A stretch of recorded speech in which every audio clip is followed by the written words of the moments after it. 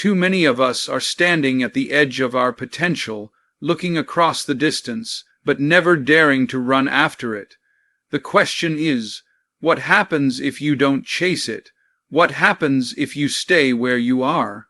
Stagnation is not simply the absence of movement. It is the slow and silent death of progress. When you refuse to chase after the distance, you are making an unconscious choice to stay rooted in the same spot, even when life is urging you forward. Growth demands discomfort, yet many people settle into the comfort of sameness. They convince themselves that standing still is safer than stepping into the unknown. But safety is deceptive. Safety in stagnation is nothing more than a disguised prison. You are not avoiding risk, you are guaranteeing failure by choosing never to move at all. Imagine a river, its beauty, its power, and its life. Giving force come from its movement. A river that stops flowing becomes stagnant water, breeding decay and filth. The same is true for a human life. When you stop pursuing distance, you stop flowing, you stop evolving, you stop thriving. Instead of carrying vitality, your days begin to collect the debris of wasted time, wasted potential, and wasted dreams. Life was designed to move forward, and when you resist that natural flow, you aren't just standing still. You are sliding backward without even realizing it. Stagnation is subtle. It doesn't always look like failure. In fact, it can disguise itself as comfort. You tell yourself, I'm fine where I am. Things aren't too bad. But fine is the enemy of greatness. Not too bad is the mask that hides unrealized potential.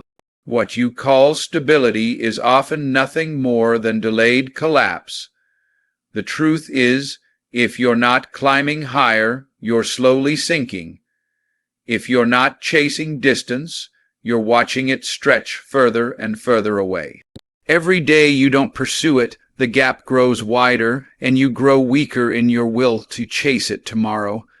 Think about the people you admire, those who inspire, who lead, who achieve greatness.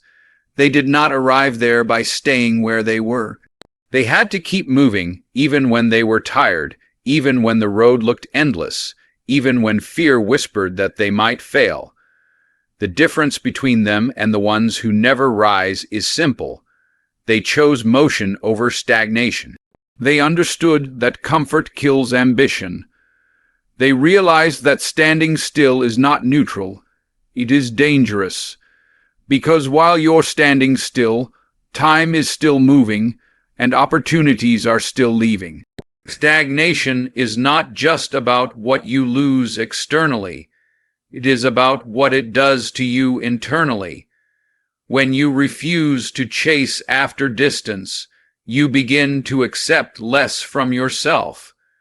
You shrink your vision to fit your circumstances instead of expanding your circumstances to fit your vision. You stop believing in possibility, and instead you start rationalizing excuses. You train your mind to settle for mediocrity. Over time, this shapes your identity. You stop seeing yourself as someone capable of greatness and begin labeling yourself as someone meant to stay small. That mindset alone can destroy a life filled with potential. The tragedy of stagnation is not that you stayed in the same place, but that you never discovered how far you could have gone. The reality is harsh.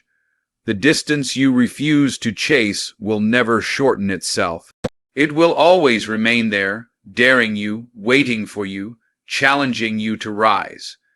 But if you never take the step, you will never know the version of yourself that could have emerged through the pursuit. And that loss, never meeting the strongest, boldest, most alive version of yourself, is far worse than any failure along the way. Stagnation is the quiet thief of destiny, and if you let it, it will rob you without making a sound. Fear is one of the most powerful forces in the human experience. It can either be the fuel that sharpens your courage or the chain that locks you in place. When you don't chase after distance, Fear ceases to be just a voice in the background. It becomes your master. It dictates your choices, determines your boundaries, and writes the story of your life. What started as hesitation transforms into control. And make no mistake, fear does not need to scream. It whispers, it lingers, it persuades you with comfort until you no longer resist. Fear does not rob you in one night. It steals your future one small compromise at a time. Think of all the decisions you didn't make because fear convinced you to wait. The job you didn't apply for because you thought you weren't qualified enough. The business you didn't start because you feared the possibility of failure. The relationship you didn't pursue because you feared rejection. Each one of those choices was dictated not by your potential, but by your fear. And every time you allow fear to win, you reinforce its authority over your life. You may call it being cautious, you may label it being realistic, but deep down, it's submission to something that doesn't have to rule you. When fear becomes your master, it limits your vision. You no longer dream boldly because you've already decided what you can't do. Fear paints your future with the dull colors of limitation. It tells you to play small, to be quiet, to stay hidden. And after a while, you begin to believe it. You convince yourself that it's not even worth trying because failure is inevitable. But the irony is this: failure is not what you should fear. Never trying is the true disaster. At least failure comes with lessons. Stagnation under fear comes with nothing but regret. There's a dangerous thing about fear: it grows when it's fed, and the way you feed fear is by obeying it. Each time you choose not to chase after distance, you reinforce fear's grip. You train your mind to bow down to hesitation. Before long, the fear that once only appeared in big decisions seeps into every corner of your life. It begins to control your words, your actions, your opportunities. It tells you not to speak up in the meeting, not to share your idea, not to step forward when your name is called. It transforms you from a participant in life to a spectator, watching others do the very things you were created to do. But here's the truth: fear is only as powerful as the authority you give it. It cannot define your reality unless you allow it to. Fear presents itself as protection, but it is actually prevention. It pretends to keep you safe, when in reality, it's keeping you small. Safety is an illusion when it costs you your purpose. By refusing to chase after distance, you hand fear the keys to your destiny, and once it has them, it will lock every door that leads to your potential. The saddest part of fear's rule is not that it stops you. It's that it convinces you that you stopped yourself. It rewrites the story so that you believe it was your choice, that you simply decided not to pursue more. But deep down, you know the truth. You didn't choose peace. You chose paralysis. You didn't choose wisdom. You chose worry. And every time you give fear your consent, you lose another piece of the life you were meant to live. The distance you refuse to chase is still out there, but now it is guarded by the very fear you allowed to become your master. Failure hurts. There is no denying that. It stings to try, to give your all, and to come up short. But as sharp as that sting may be, it is temporary. You recover, you learn, you rise. Failure is not the end, it's a teacher, a stepping stone, a necessary chapter in the story of success. Regret, on the other hand, is heavier. It lingers. It doesn't just visit you in the moment. It follows you into the years ahead.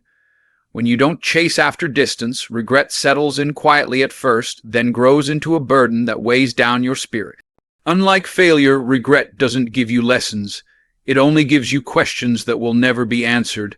Think about the sleepless nights that come, not from the effort you gave, but from the effort you never gave at all. The haunting thought of what if is more tormenting than any scar left by failure. What if you had tried? What if you had believed? What if you had taken just one more step toward the distance?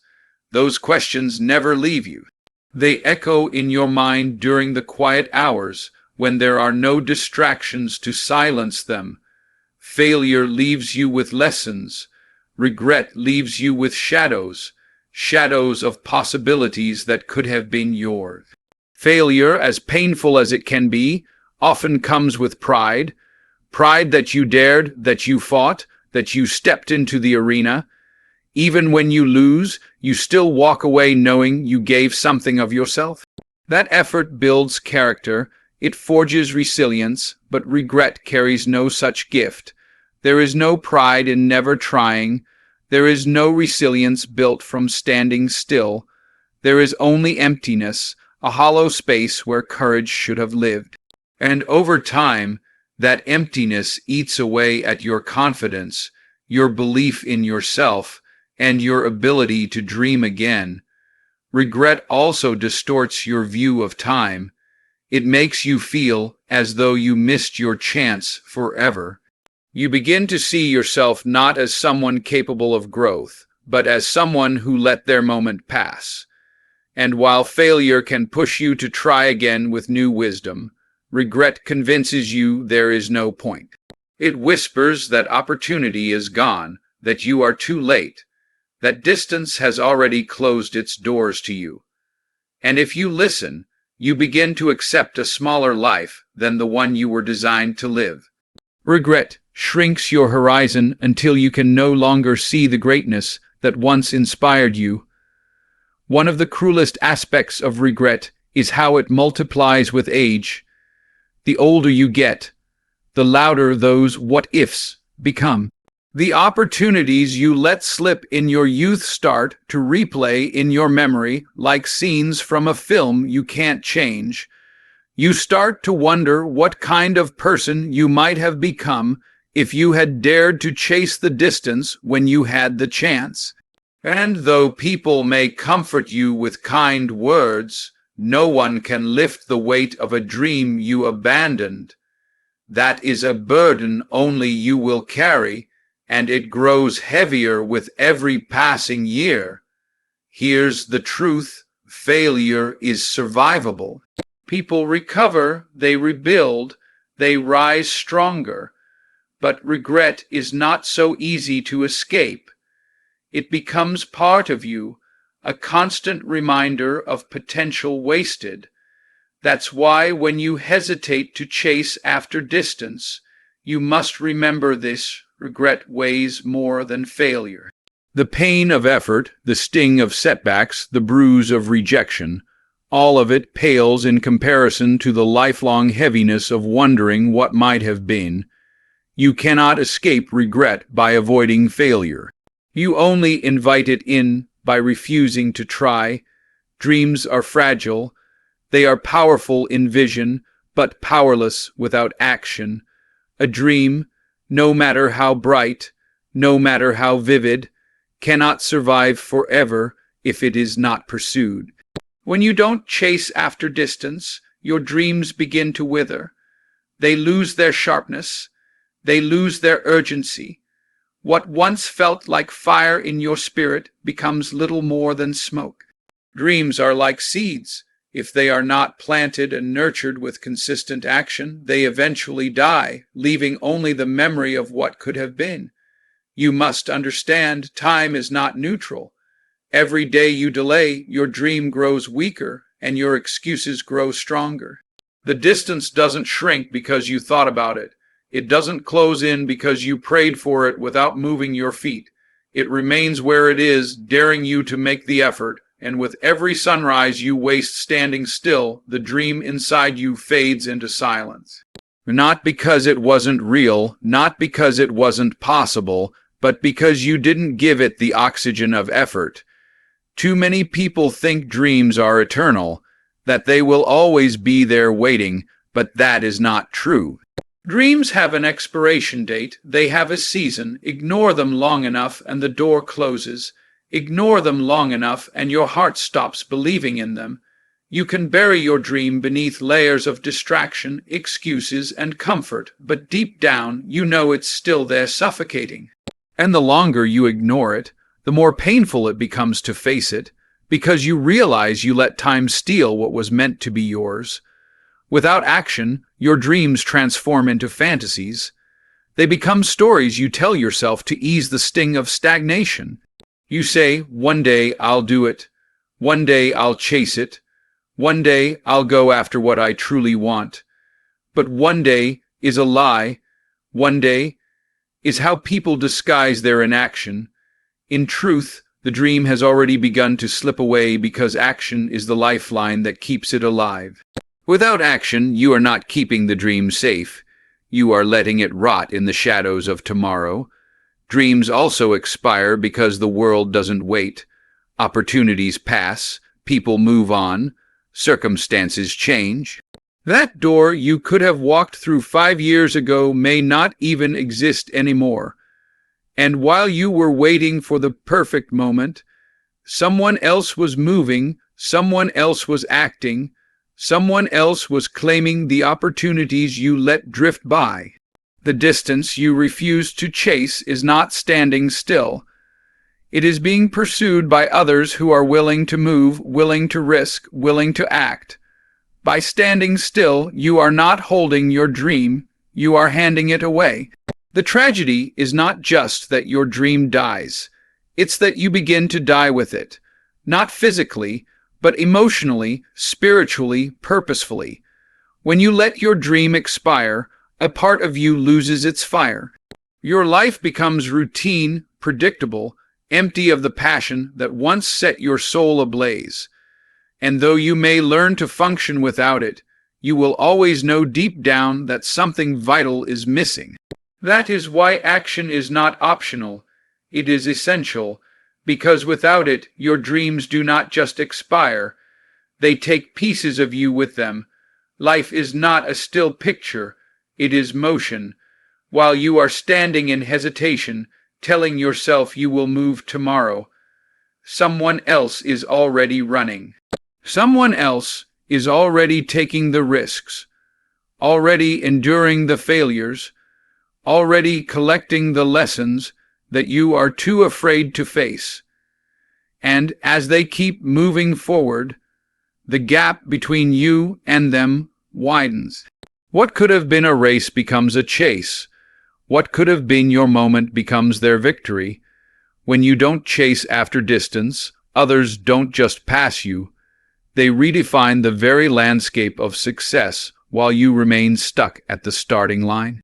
The truth is, the world rewards action, not intention. Nobody gets crowned for thinking about their goals. Nobody wins medals for dreaming in silence. The rewards, the opportunities, the recognition, they go to those who dared to move. And while you hesitate, those who move are stacking experience, building resilience, and gaining momentum.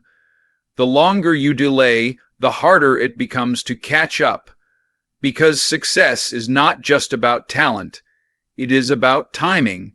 And timing belongs to the ones who run when the gun goes off, not the ones who wait until the track is empty. Consider this: the opportunity you are afraid to pursue is the same opportunity someone else is praying for. While you wrestle with doubt, they are sharpening their skills. While you debate with yourself, they are knocking on doors. And when those doors open, they are the ones standing there ready, while you are still deciding whether to leave your house. That is how people get left behind, not because they lack potential, but because they lack the courage to act when the moment was alive. The painful part is that deep down you will know it. You will watch others achieve the very things you once dreamed of, and you will feel the sting of knowing it could have been you. That sting is not envy, it is recognition. Recognition that their victory was not beyond your reach, but that you surrendered it through an action.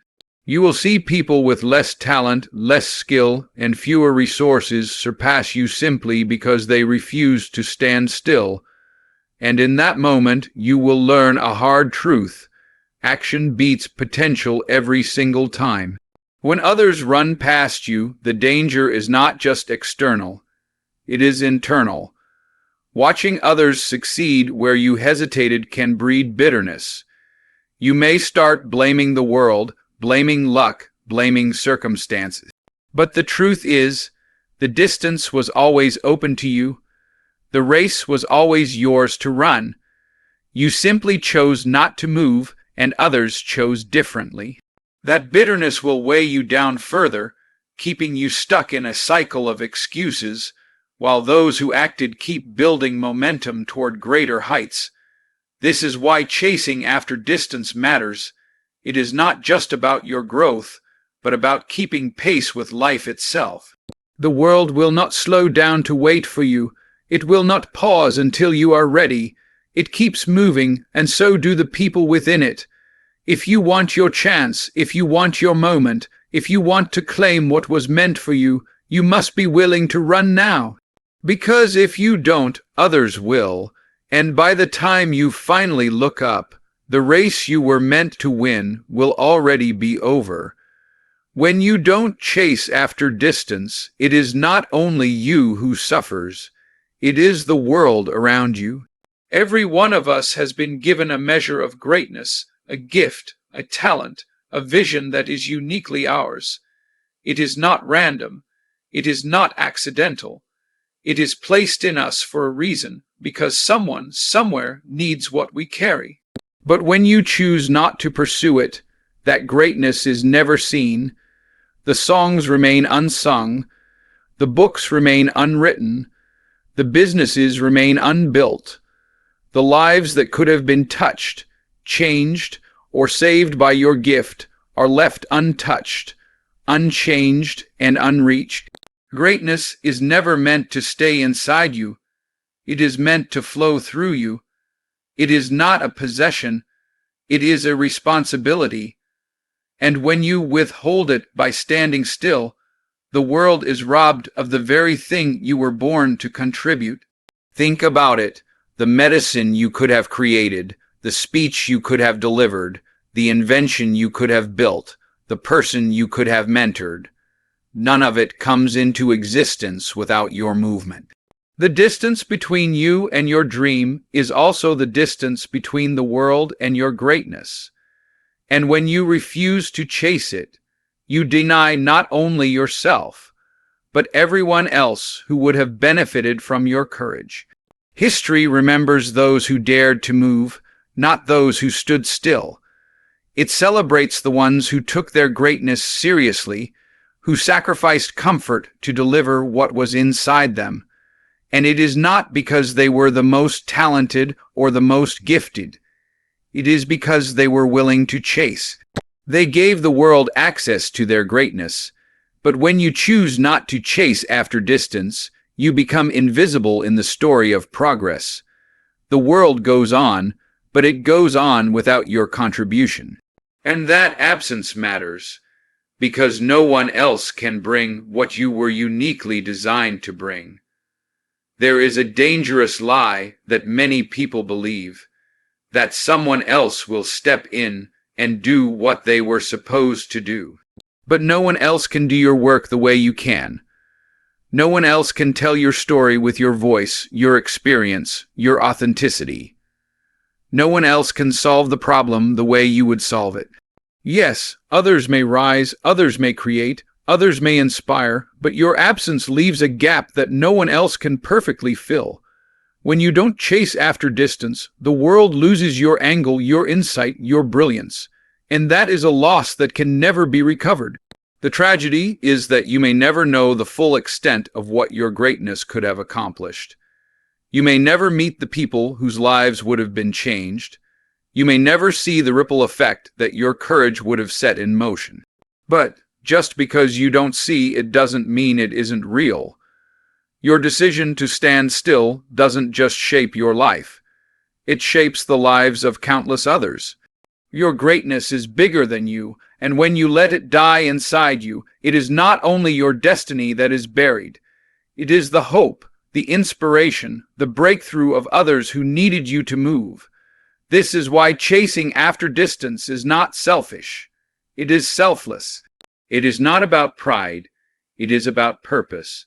It is about refusing to let the world miss out on the greatness you were designed to deliver, because when you don't chase, the world loses. It loses the teacher you could have been, the leader you could have become, the innovator you could have inspired, the voice you could have raised. The distance is not just a measure of how far you must go.